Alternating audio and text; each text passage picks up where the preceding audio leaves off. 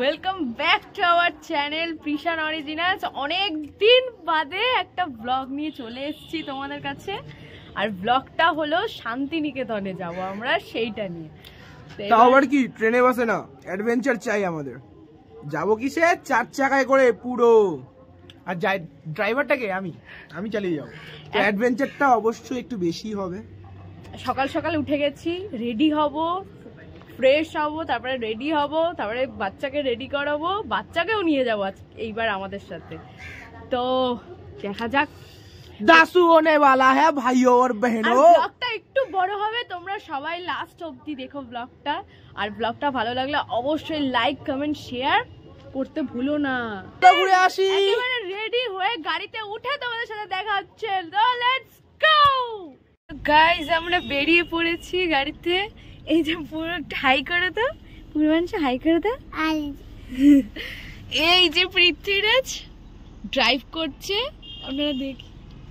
Let's go.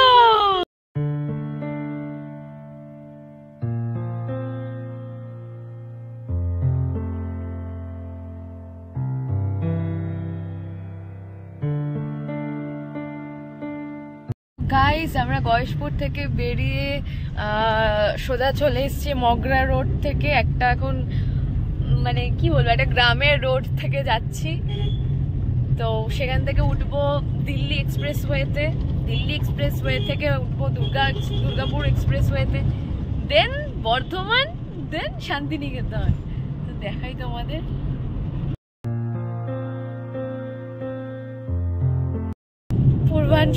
পূর্বাংশু ঘুমিয়ে পড়েছে। ও গাড়িতে উঠলেই ঘুমিয়ে পড়ে, ওকে নিয়ে বেশি ঝামেলা নেই আমার, সত্যি কথা। তো চলো, ভালোই যাচ্ছিলাম এতটা রাস্তা, বাট বর্ধমানে এসে এতটা জ্যামের মধ্যে দিয়ে যেতে কারোরই ভালো লাগে না, আমাদেরও ভালো লাগছে না। তো জ্যাম পেরিয়ে পেরিয়ে যেতে হবে, জ্যাম টপকে টপকে যেতে হবে।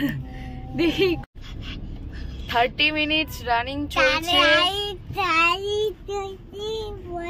এখনো জ্যাম শেষ হচ্ছে না। জ্যামের মধ্যে মানে আমরা ফেসে রয়েছি। 30 মিনিট না, 1 ঘন্টা মতো হয়ে গেছে।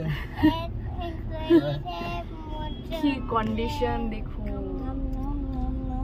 তো বন্ধুরা দেখুন, আপনি পর বানিয়ে দিচ্ছ বন্ধুদের। আমার এটাই করতে যাচ্ছি। হ্যাঁ দাদা আছে, হ্যাঁ আমি যেতে, হ্যাঁ ওয়াও, এত যাচ্ছি, তুই কোথা, কান আছে বাবা। তখন তো জ্যাম ছিল একটা, ঠিক আছে, জ্যাম বের করে এখন জ্যাম পেরিয়ে এখন আবার যাচ্ছি বোলপুরের দিকে, কিন্তু এখন আবার রেলগেটে আবার এখন ট্রেন যাচ্ছে। দেখি কত টাইম আবার লাগে।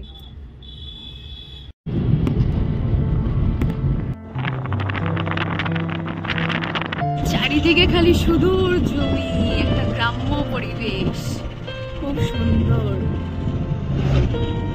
ফাইনালি বোলপুর ঢুকে গেছি, এবার যাচ্ছি হোটেলের উদ্দেশ্যে যাচ্ছি। দেখি কোথায় হোটেল। বন্ধুরা চলে এসেছি শান্তিনিকেতনে, আর এই যে পুচকো আগ্রহের সহিত দেখছে কোথায় যাব, কোথায় থাকবো। আর আমরা এই লজে স্টে করছি, ঠিক আছে? তো দেখা যাক।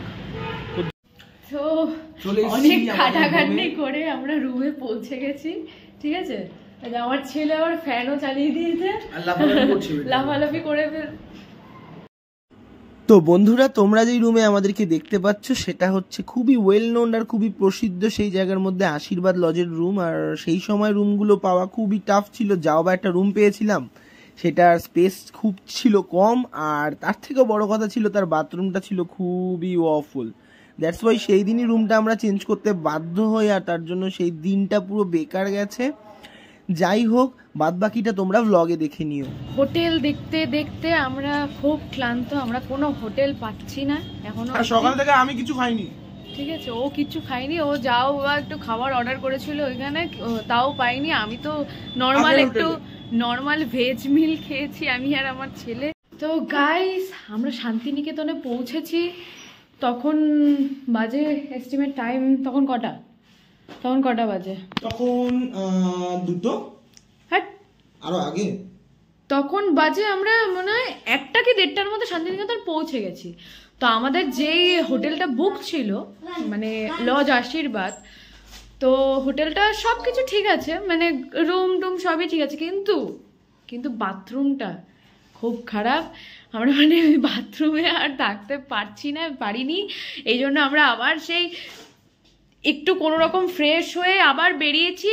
এই এখন এতগুলো হোটেল খুঁজে এখন বাজে হচ্ছে এই যে 8:30 বাজে রাত, এখন পেয়েছি একটা মনের মতো হোটেল।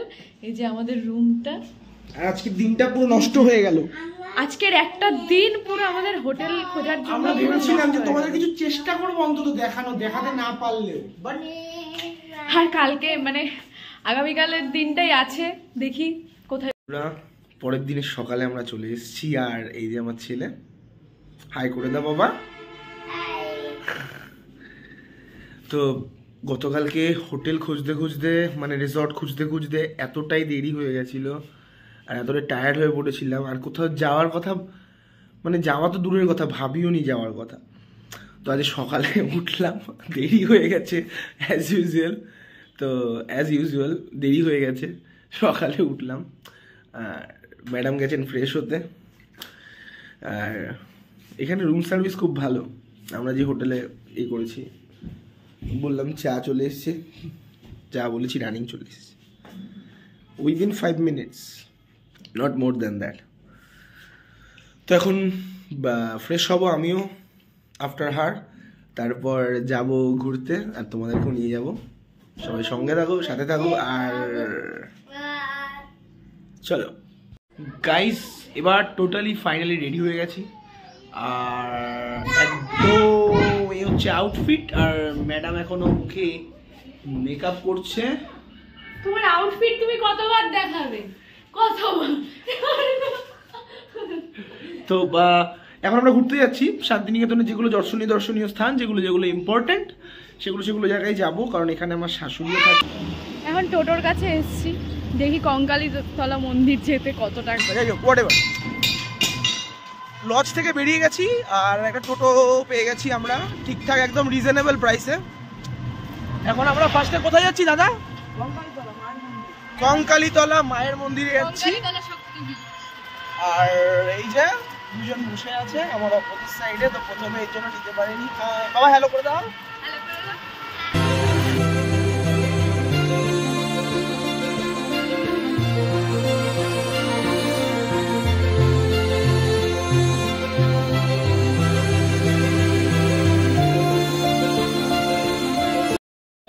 চলে এসেছি কঙ্কালীতলায়, আর আমি হচ্ছি ক্যারি ব্যাগ আমার মিসেসের। ইনি তো বাবা এখন ঘুম থেকে উঠলো, ও সবে ঘুমোচ্ছিল। হ্যাঁ যান, ও ঘুমোচ্ছিল, ঘুম থেকে উঠলো ছেলে। তো চলো তোমাদের, ও গাড়ি হোক স্কুটি হোক বাইক হোক সব জায়গায় উঠলেই ঘুমিয়ে পড়ে। তো চলো তোমাদেরকে ট্যুর করাচ্ছি, দেখাচ্ছি মন্দিরটা। Let's go.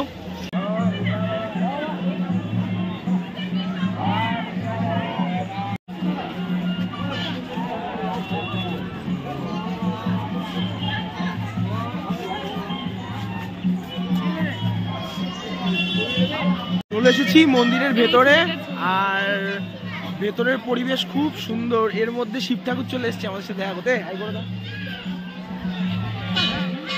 তো বন্ধুরা চলে এসেছি কঙ্কালীতলা মন্দিরের মায়ের কাছে। পৃথ্বীরাজ বাইরে আছে ছেলেকে নিয়ে, পৃথ্বীরাজ যারা ঢুকলো না, তা আমি আসলাম, দেখি মায়ের দর্শনটা করি।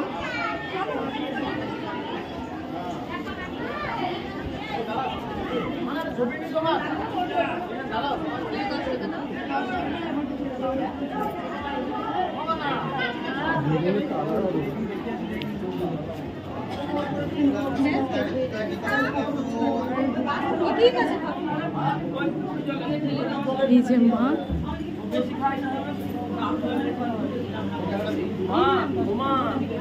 মায়ের কোমরটা পড়েছে, কোমরটা মা মনদের গোপন অংশ, সেই জন্য জলের মধ্যে আছে।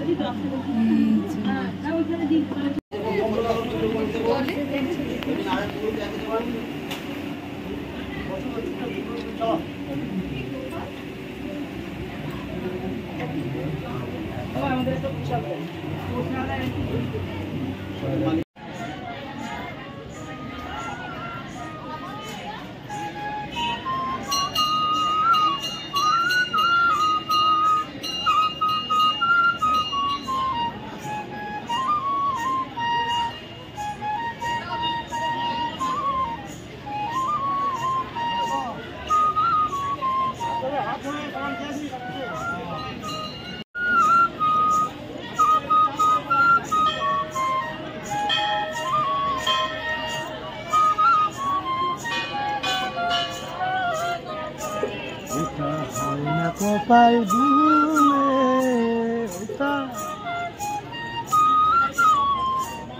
আমার মনে